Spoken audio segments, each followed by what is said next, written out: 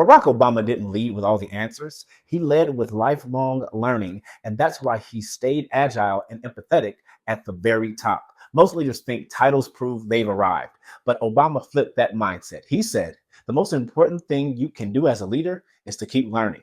In this video, I'll show you how his commitment to lifelong learning fueled empathy, agility, and why leaders who stop learning are unfit to lead. Barack Obama didn't lead the United States for 8 years because he had all the answers. He led through crisis, conflict, and division because he never stopped learning.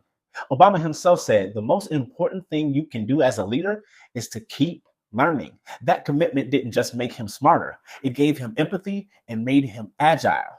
And today, if you're not leading with empathy and agility, you're already behind. Stick with me because by the end of this video, you'll see why lifelong learning isn't just a personal habit. It's a leadership superpower that separates those who thrive from those who fade. And the most controversial part, I'll explain why leaders who stop learning are unfit to lead, no matter how strong their resume looks. Most leaders stop learning the moment they get promoted. That title convinces them they've arrived. They cling to old playbooks, stale strategies, and outdated perspectives. What happens? Their team tunes out, their company stall, and their relevance shrinks. Meanwhile, the world keeps shifting. Technology, culture, and expectations. And leaders who stop learning get left behind. You've probably worked for someone like that, or maybe, if you're honest, you felt yourself slipping into that same trap. Here's the hard truth. The moment you stop learning, you stop leading. Knowledge expires. What worked yesterday could fail tomorrow. Think about how many once great leaders burned out, collapsed, or became irrelevant, not because they weren't talented, but because they stopped being curious. That's a danger. And that's why Obama's example matters. When Obama entered the White House, critics said he lacked experience. Instead of pretending he knew it all, he surrounded himself with experts, asked endless questions, and read consistently. The morning started with briefing books, global news, and history lessons. At night, he read novels and essays to understand the human condition. It wasn't about trivia. It was about empathy. It helped him imagine life through the eyes of a soldier, a small business owner, or an immigrant. And it gave him agility to adjust as new information arrived. Lifelong learning fueled both his empathy and his agility. Here's the controversial truth. If you're not committed to lifelong learning, you have no business leading. I don't care how charismatic you are or how many degrees you've earned. If you stop listening and stop growing, you're already failing the people that you lead. The epidemic in today's leadership isn't a lack of confidence, it's a lack of humility.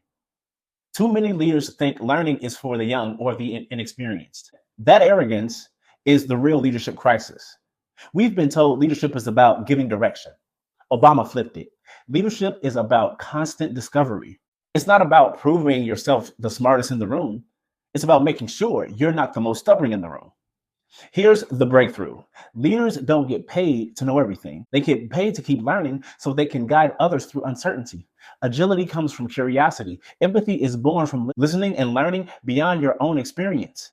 Picture Obama late night in the Oval Office. Desk lamp glowing, papers scattered, a cold cup of coffee nearby. Outside, the world is still, but inside, he's reading, jotting down notes, stretching his perspective, not for show, but to stay sharp, to stay empathetic, and to stay agile. Now picture a leader in your workplace, faced with feedback.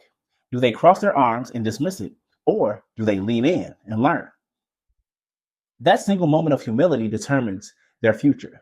So let's name the enemy. Complacency. The lie that past achievements guarantee future success. The mindset that says, I've made it, I don't need to grow. That mentality kills credibility and culture, and it's everywhere. Obama's legacy proves greatness isn't about knowing, it's about learning. Lifelong learning gave him empathy to connect and agility to adapt.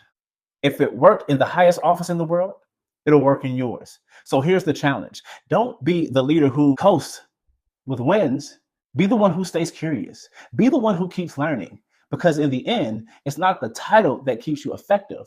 It's being willing to learn for life. Obama's legacy proves this. Greatness isn't about knowing, it's about learning. If lifelong learning worked in the highest office in the world, it'll work in yours. So don't be the leader who coasts. Be the leader who stays curious, humble, and always growing. Subscribe for more bold leadership insights.